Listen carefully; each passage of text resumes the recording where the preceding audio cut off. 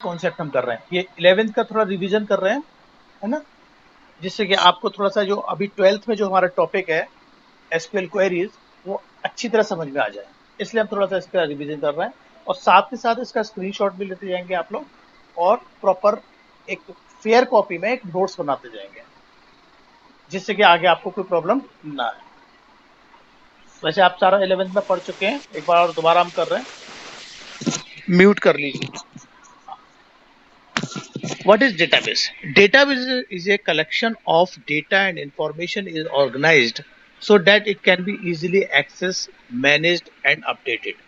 अब डेटाबेस होता क्या है? ये सब बहुत इजी है कि आप स्कूल में पढ़ते हैं, क्लास 12th सी में पढ़ते हैं, तो 12th सी का एक डेटाबेस होगा जिसमें सारे स्टूडेंट्स के नेम होंगे, उनका मार्क्स होंगे, उनका एड्रेस होगा, उनका पूरा मतलब एक क्या कहते हैं जो भी इंफॉर्मेशन है वो सारा आपके एक क्लास 11th के एक फाइल में होगा। तो ये क्या हो गया, ये क्लास 12th सी का एक डेटाबेस हो गया। ऐसे ही सारे बच्चों का स्टोर जब क्या कहते हैं रिकॉर्ड स्टोर किया जाएगा तो वो हमारा क्या होगा, वो Salman boys senior secondary school का एक डेटाबेस होगा। ठीक है, यानी कि हर डेटा का एक मीनिंगफुल कुछ डेटा होना चाहिए। In database, data is organized in row, column and tables and it is indexed to make it easier to find relevant information. जो डेटाबेस हमारा बनता है, जो डेटा बनता है वो डेटा बनेगा कैसे, कुछ रो होंगी, कुछ कॉलम्स होंगे, उन रो और कॉलम के कॉम्बिनेशन से बनता है टेबल। ठीक है, जैसे सपोज आपकी मार्क लिस्ट बनती है तो उसमें एक रोल नंबर होता है, स्टूडेंट आईडी होता है, नेम होता है, सब्जेक्ट्स होते हैं एंड देन टोटल होता है। जब वो पूरा रो और कॉलम जब बन जाता है पूरा तो आपका एक वो टेबल क्रिएट बन जाती है, एक लिस्ट बन जाती है ना, वो हमारा database. It works like a container which contain a various object like tables, queries, reports and organized way. अगर आप डेटाबेस के कंप्यूटर में समझें कि व्हाट कि कंप्यूटर की डेफिनेशन में डेटाबेस क्या है, तो यहाँ पर क्या है, एक हमारे पास एक कंटेनर है जिसके अंदर हमारे पास बहुत सारी टेबल्स हैं और उसको टेबल्स को हम यूज कर सकते हैं। अभी जैसे सपोज करो हमारे पास कोई डेटाबेस है 12th सी का, तो हम ये देखना चाहते हैं हाईएस्ट मार्क्स किस बच्चे के हैं, तो ये क्या हुआ, ये क्वेरी हुई, उस क्वेरी को हम आइडेंटिफाई कर रहे हैं कि भाई किस स्टूडेंट के हाईएस्ट मार्क्स हैं, तो उसने हमें निकाल के दे दिया। ये एक रिपोर्ट्स निकाल दी है कि भाई फर्स्ट टर्म सेकंड टर्म में किस बच्चे का हाईएस्ट है, इस तरह की एक रिपोर्ट जनरेट हो गई। तो ये टेबल, क्वेरीज, ये हमारा डेटाबेस में आगे काम आता रहता है। नेक्स्ट है, why do we need database, हमें डेटाबेस की नीड की जरूरत क्यों है। Suppose first, to manage large chunk of data, यानी कि बहुत बड़ा अगर डेटा है तो हमको उसको मैनेज करने के लिए हमें ये डेटाबेस चाहिए होता है ना।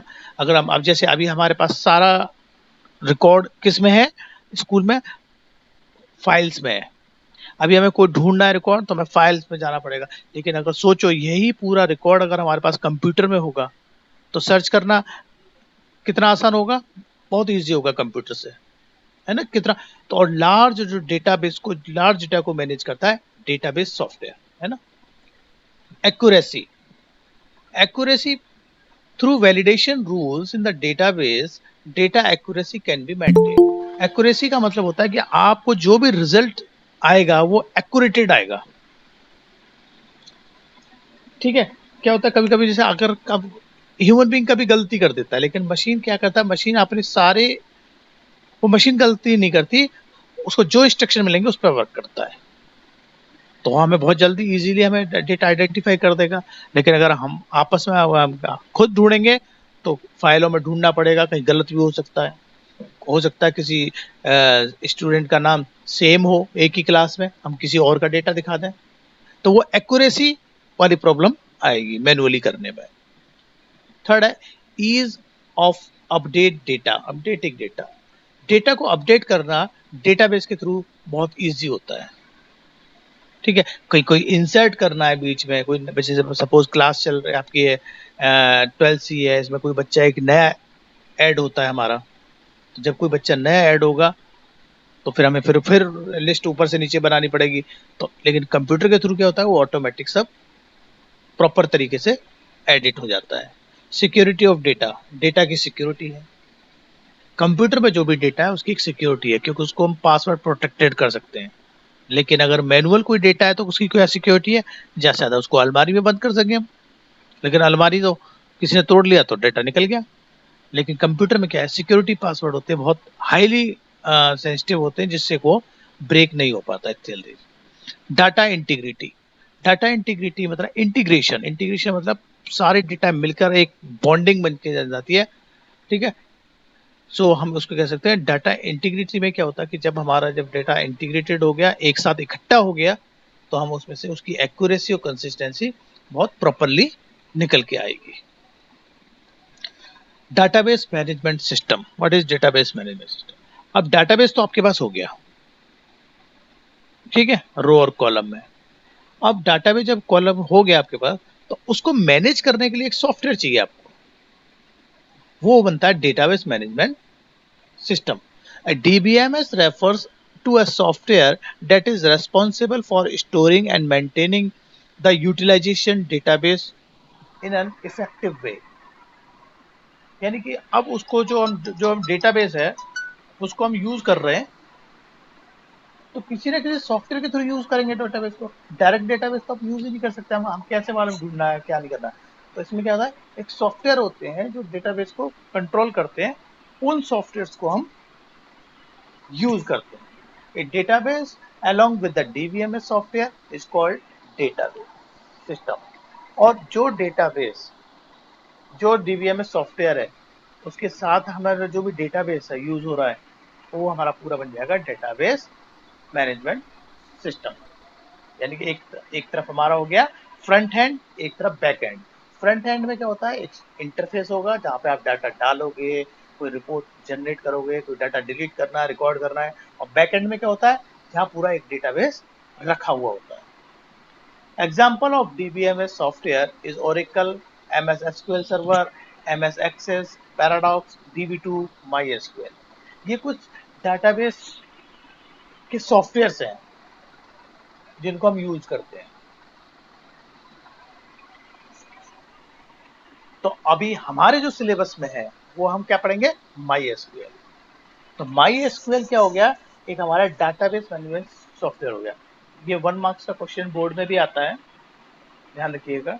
Name any two database softwares, आपको कोई भी दो डेटाबेस सॉफ्टवेयर के नाम बताइए, है ना। तो इस तरीके से क्वेश्चन, छोटे छोटे क्वेश्चन बोर्ड में आते रहते हैं, जिसको हम साथ साथ आपको बताते रहेंगे। अब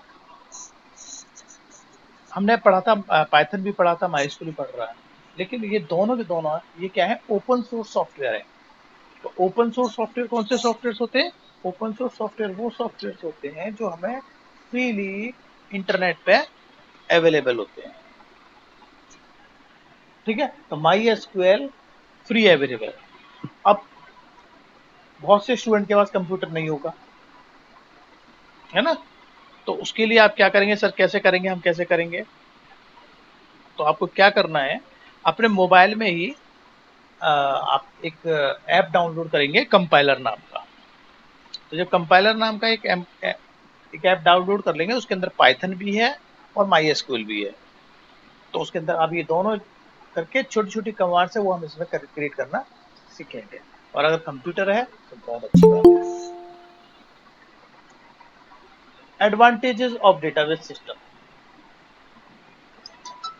अब इस एडवांटेज क्या क्या है डेटाबेस मैनेजमेंट सिस्टम के?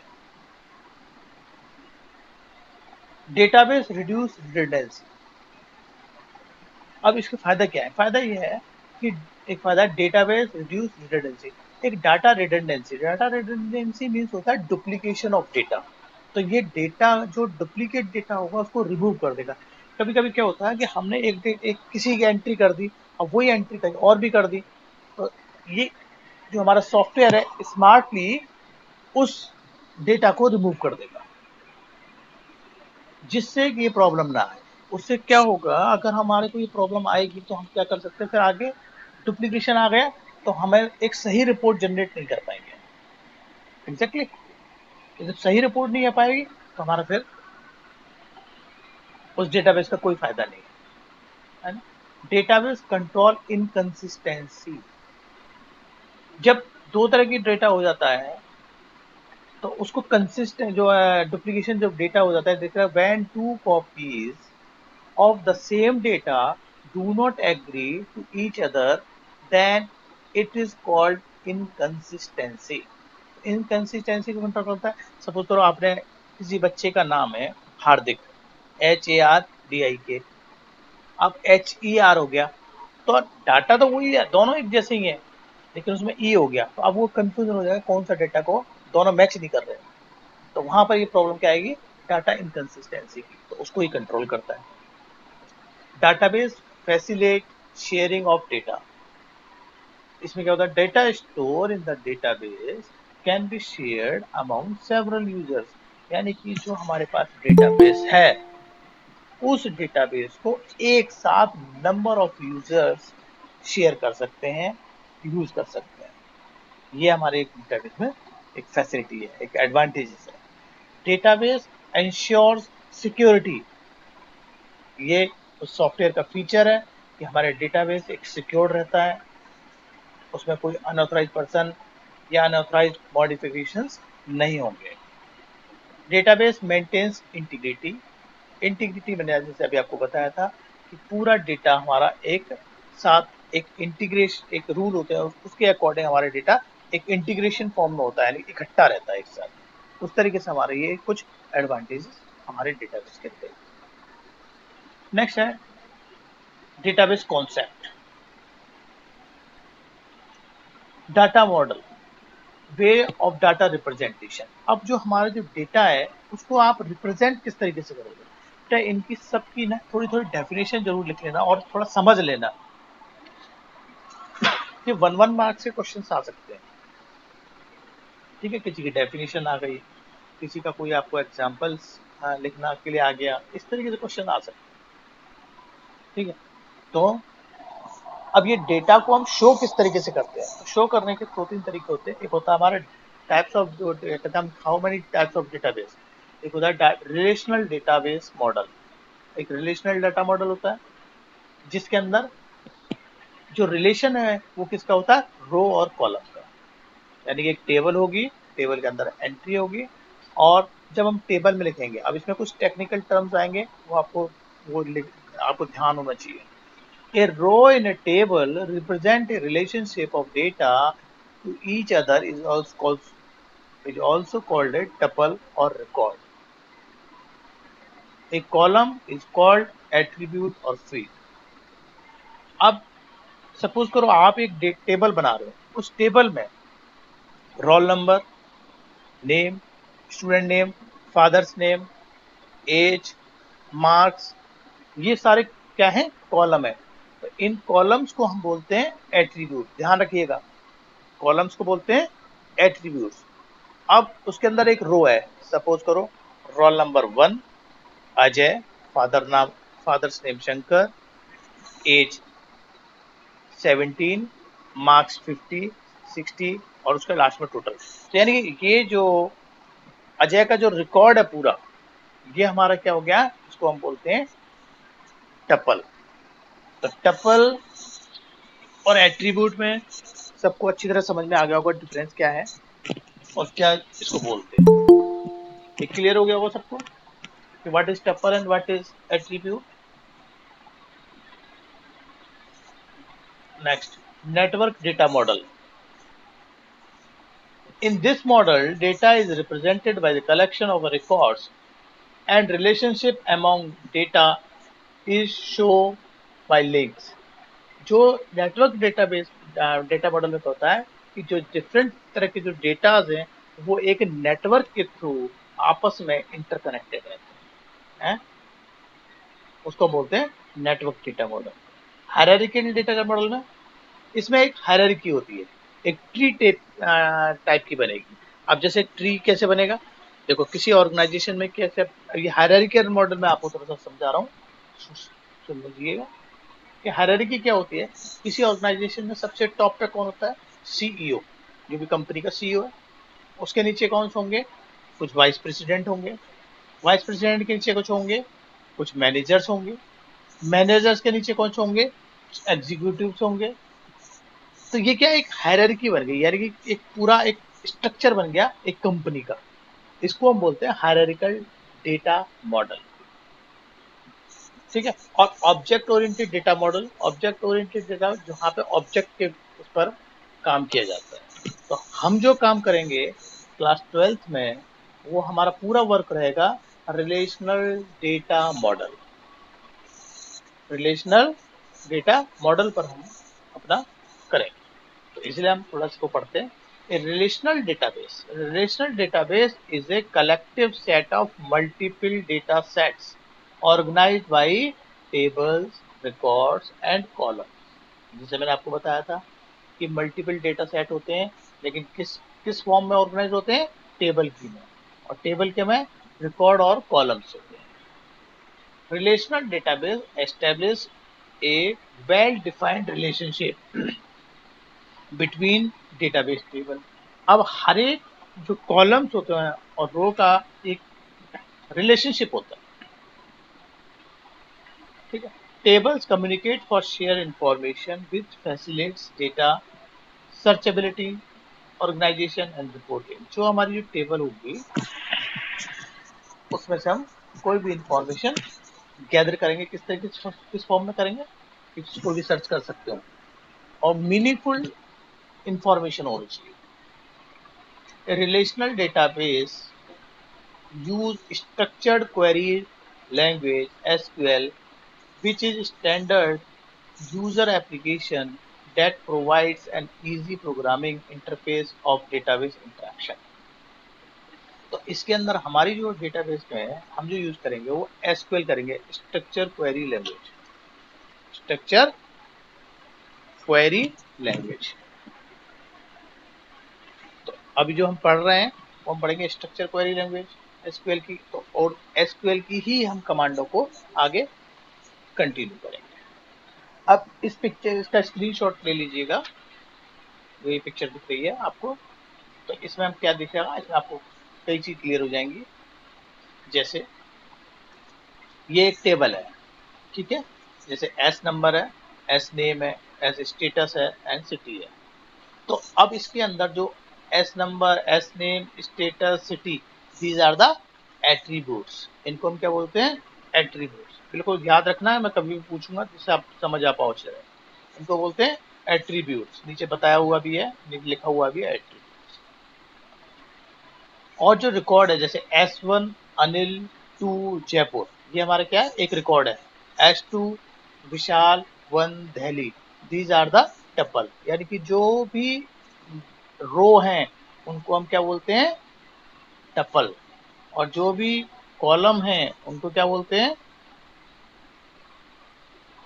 उनको बोलते हैं हम एट्रीब्यूट। ठीक है। अच्छा, S1 में लिखा हुआ है, एस नंबर में, ये प्राइमरी की। प्राइमरी की का मतलब होता है, बता देता हूँ बेटा, ध्यान से सुनना। प्राइमरी की का मतलब होता है एक यूनिकली आइडेंटिफाई की, यानी कि एक यूनिक चीज होनी चाहिए जिससे कि किसी भी रिकॉर्ड को आइडेंटिफाई हम कर सकते हैं। जैसे इन केस, स्कूल के केस में आपको आइडेंटिफाई करने के लिए कौन सी यूनिक चीज है आपके पास, बताइए। कोई एक ऐसा चीज है जिससे कि तुरंत हम आपके पास पहुंच जाए, एक यूनिकली आइडेंटिफाई, तो वो हमारा प्राइमरी की होगा। तो कौन सी ऐसी चीज है आपके पास जो यूनिक है, जो किसी से मैच नहीं करती, किसी स्टूडेंट से? कोई बताएगा बेटा?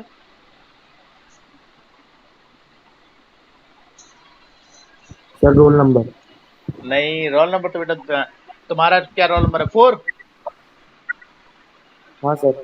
4, नहीं सपोज। 33। चलो 33, तो 33 11th 12th ए में नहीं होगा?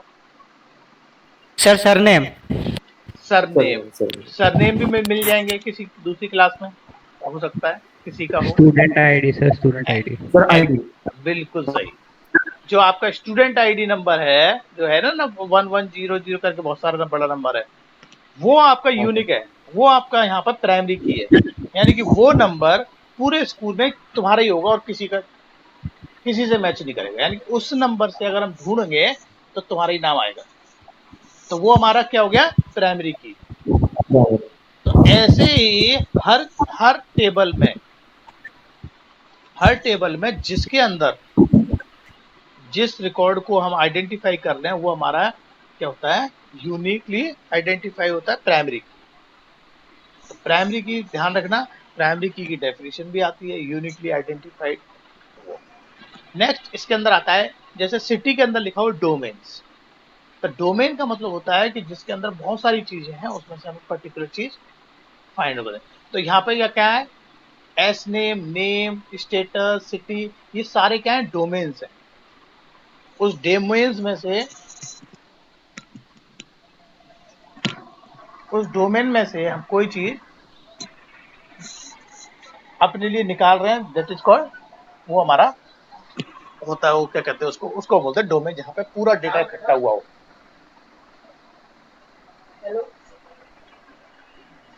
ठीक है, अगर जैसे हम सारे स्टूडेंट्स का डेटा को मिक्स कर दें, है ना, वो हमारा डोमेन हो गया।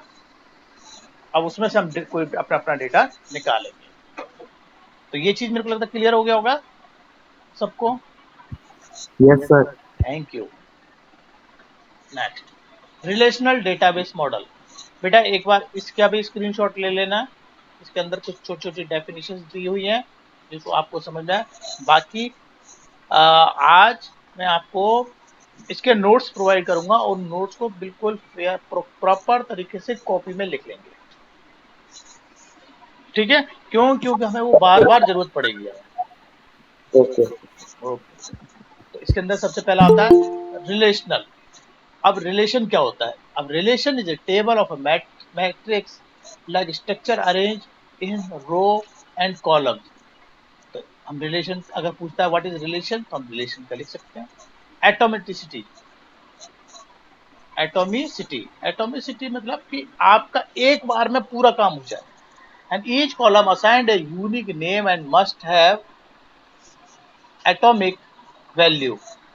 तो अगर हम कभी कभी सर्च करते हैं, ये टर्म अभी नया आया है इसमें, तो एटॉमिसिटी मीन्स आपको कोई भी जो एक एग्जीक्यूशन में आपको प्रॉपर इंफॉर्मेशन मिल जाए, that the process is called atomicity.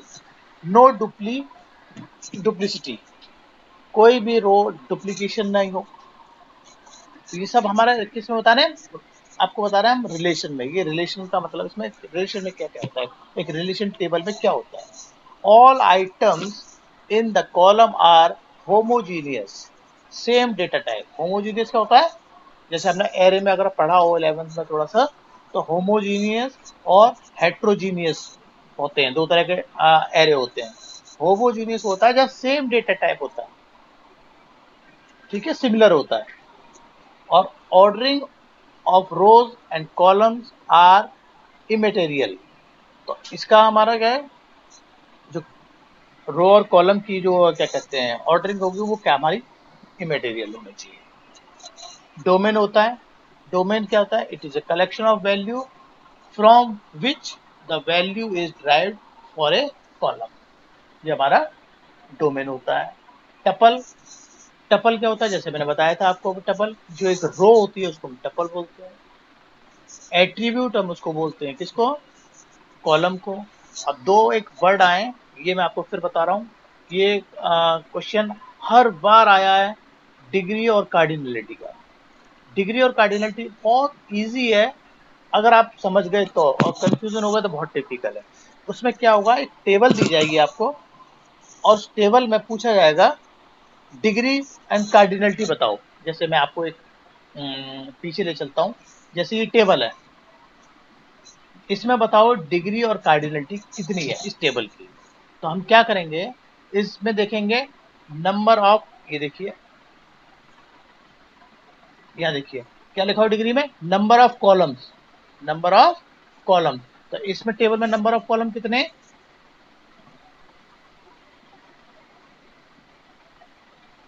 Number of column कितने इस टेबल के अंदर, 4। 4, sir. 4, तो यहाँ पे डिग्री क्या हो गई, 4, इस टेबल की डिग्री हो गई 4। और कार्डिनलिटी, अब इस टेबल की कार्डिनलिटी कितनी है, जो इसके नीचे 5. रिकॉर्ड लिखे हुए हैं, 5। Very good, 5। हेडिंग नहीं जुड़ती है इसमें, ध्यान रखना। हेडिंग ऐड नहीं होता है। तो जब भी क्वेश्चन आएगा how many degree and cardinality of this table, तो रो हमारा हो गई डिग्री और सॉरी रो हो गई कार्डिनलिटी और डिग्री हो गई कॉलम। बिल्कुल एकदम इसमें कंफ्यूज मत करना, ये क्वेश्चन कई बार आ चुका है। ठीक है बेटा, यहां तक समझ में आया? कोई डाउट किसी को? No sir. बिल्कुल क्लियर है? Yes, sir. Very good. Sir